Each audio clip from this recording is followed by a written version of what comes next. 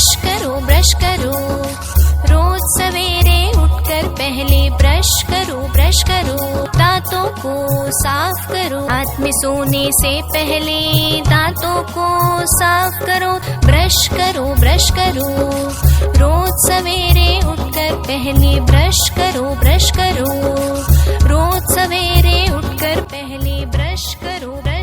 मौखिक आरोग्य दिन म्हणून साजरा करत असतो। दरवर्षी हा कार्यक्रम घेतला जात असतो।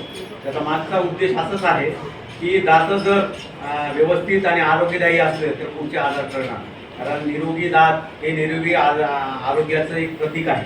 कारण जे काही दाताचे आजार होतात ते अनक्लिनलीनेस म्हणजे अस्वच्छता होईल, त्याच्यामुळे पुढे आपल्याला त्या दातांचे काही आजार झाले, किडलेले असतील काही असतील तर त्याचा पुढे परिणाम असा होतो की पुढे जाऊन हृदयरोगाचे आजार, बीपीचे आजार, खानपानाचे आजार, कॅन्सरचे आजार, दात किडले तर त्याच्यामुळे पुढे ही क्रोनिक आजार आपण अल्सर्स वगैरे येतो ते केलं होतं।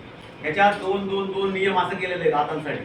कारण काय, 2 वेळा ब्रश करायला पाहिजे। जीवनात जर आपलं जीवन चांगलं असायला पाहिजे, म्हटलं तुमचं निरोगी जीवन, 2 वेळेस 2 मिनिट, फक्त 2 मिनिटच ब्रश करायचं। 2 वेळेस दात म्हटलं, 2 मिनिट म्हटलं, पण तुझं सांगितलं नाही मी काय असेल, 2 वेळेस डेंटिस्टकडे जायला पाहिजे आपण वर्षात। खाली वरून खाली असं दात घासायचं असते, असं घासायचं नसते। जे ब्रशिंग करतात त्याची पद्धत आपण चांगली घेत नाही, म्हणजे दांत वगैरे दात घासत नाही, आपण नुसतं असं ब्रश फिरवतो।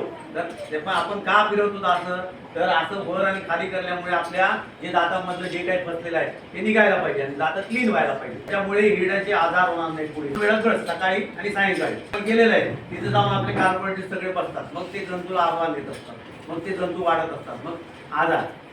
आता बिडी, तंबाखू, नस, जे काही पेस्ट जे दिसले जातात ते वापरतात, ते सगळे पुढे जाऊन कॅन्सरचे परिणाम होऊ शकतात। बिडी, तंबाखू, गुटखा, खैरी हे जे आहेत ते वापरल्या, तोंडाचाही आजार, पण तोंडाचे जे काही विकार होणार आहेत त्याच्यामुळे आरोग्यावर परिणाम होईल, आपल्या कौटुंबिक आर्थिक स्थितीवर परिणाम होईल। मग टाळणं काय टाळायला पाहिजे, आरोग्य चांगलं असायला पाहिजे।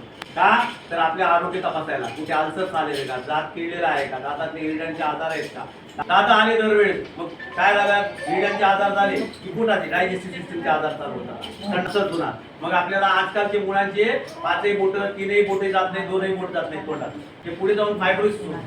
नुसतं सुपारी खाल्लं तरी फायब्रोसिस होतं। आपली सुपारी असते ना तीही खाऊ नये लोकांनी, काय म्हणतात सुपारी तर आहे, परंतु त्याच्यामुळे जास्तीत जास्त हे फायब्रोसिस होते, अल्सर्स होतात आणि पुढे जाऊन ते कॅन्सर होतात।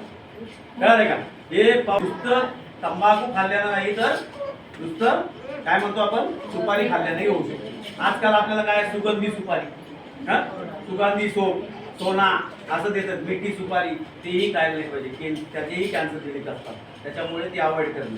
कोल्ड ड्रिंक्स अवॉइड करणं, तेही कार्सिनोजिक असतात त्याच्यात। तर स्मोकिंग अवॉइड करणं, जास्त तळलेल्या वस्तू किंवा गरम